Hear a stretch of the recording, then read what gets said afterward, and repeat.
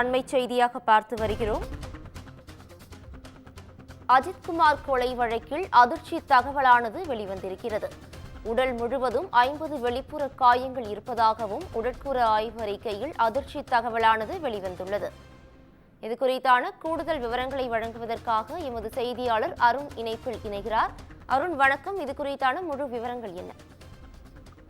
பவித்ரா, தமிழ்நாட்டையே ஒழிக்கக்கூடிய ஒரு சம்பவமானது கடந்த ஒரு வாரத்திற்கு முன்பு மதுரை அருகே திருப்புவனம் என்ற பகுதியில் உள்ள காவல் நிலையத்தில் காவல் விசாரணையில் ஒரு இளைஞர் ஒருவர் பரிதாபமாக காவல்துறையினரால் தாக்கப்பட்டு உயிரிழந்த சம்பவம் என்பது அரங்கேறியது. அந்த சம்பவத்தில் கிட்டத்தட்ட அவருடைய உடலில் 50 இடங்களில், அதாவது மூளையில் ரத்த கசிவு, சிகரெட் வைத்து அவர் உடம்பில் சுட்டது உள்ளிட்ட காவல்துறையினர் அத்துமீறலானது நடைபெற்றிருக்கிறது. அவருடைய உடல் மீது நடந்த அந்த மனிதத்தன்மையற்ற சித்திரவதை குறித்த இந்த செய்தியை தான் நம்ம பார்த்துக் கொண்டிருக்கிறோம்.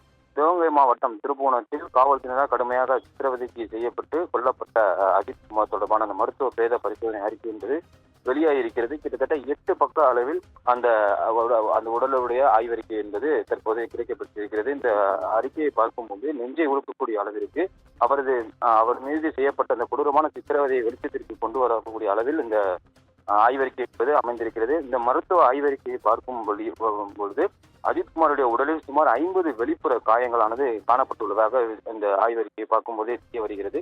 மேலும் இந்த 12 சிராய்ப்பு காயங்கள் என்றும் மீதமுள்ளவைகள் அனைத்தும் இரத்த கட்டு என்று சொல்லக்கூடிய கன்றிய காயங்கள் என பதிவு செய்யப்பட்டிருக்கிறது.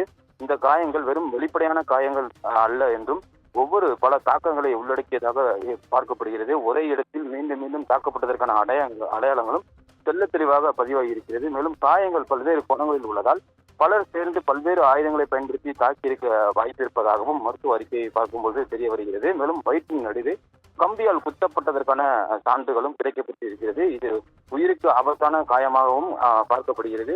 அவருடைய தலைகள், அதாவது கபாலத்தில் கம்பியால் அடிக்கப்பட்டதற்காகவும் அதனால் மூளையில் இரத்த கசிவு ஏற்பட்டதற்கான தடயமும் இந்த மருத்துவ ஆய்வறிக்கையின் மூலம் அவரது மரணத்திற்கு முக்கிய காரணமாக இருக்கக்கூடும் என்றும் இந்த ஆய்வறிக்கையை பார்க்கும்போது தெளிவாக தெரிய வருகிறது. மேலும் சிகரெட்டை வைத்து அந்த உடலில் சுடுவதற்கான அந்த சாத்தியக்கூறும் கண்டறியப்பட்டிருக்கிறது. மனித உரிமைகளுக்கு எதிரான சித்திரவதை முறைகளில் ஒன்றாக கருதக்கூடிய வகையில் சிகரெட்டை வைத்து உடலில் படங்களில் தான் பார்த்திருப்போம். ஆனால் இதுபோன்ற நேரடியான சம்பவமும் தற்போது அவரது உடலில் இருக்க காயங்களை வைத்து கண்டறிய முடிகிறது. மருத்துவ நிபுணர்களுடைய மதிப்பீட்டின்படி இந்த அளவிலான தாக்கங்கள் ஒரு விபத்தில் ஏற்பட்டவையாக இருக்க முடியாது. இது திட்டமிட்டு தொடர்ந்து பல மணி நேரங்கள் அவருடன் நடத்திய விசாரணையில் காவல்துறையினுடைய சித்திரவதை என்றும் சட்டவிரோத விசாரணை மற்றும் படுகொலை என்றும் விவரிக்கப்படக்கூடிய அளவில் இந்த சம்பவத்தினுடைய ஆய்வறிக்கை என்பது கிடைக்கப்பட்டிருக்கிறது. ஒரு கோவில் வளாகத்தில் நடந்த இந்த கொடூர சம்பவம் என்பது சமூகத்தில் பெரும் அதிர்வலை ஏற்படுத்தக்கூடிய வகையிலும் இதுபோன்ற செயலில் ஈடுபட்டவர்கள் மீது கடும் நடவடிக்கை எடுக்கப்பட வேண்டும் என்றும் தொடர்ச்சியாக அஜித்குமாருடைய குடும்பத்தினர், அவருடைய தாயார் மற்றும் சகோதரர் தொடர்ச்சியாக தன்னுடைய சகோதரர் தாக்கப்பட்டு உயிரிழந்ததற்கு நீதி வேண்டும் என்று அவரது குடும்பத்தாரும் தொடர்ச்சியாக வலியுறுத்தி வருகிறார்கள். பல்வேறு தரப்பின அமைப்பு சார்ந்த அரசியல் கட்சி சார்ந்த தலைவர்களும் தொடர்ச்சியாக அஜித்குமாருடைய மரணத்திற்கு நீதி வேண்டும் என்று தொடர்ச்சியாக உரிமை குரல் எழுப்பி வருவது குறிப்பிடத்தக்கது. பவித்ரா, கூடுதல் விவரங்களுக்கு நன்றி அருண்.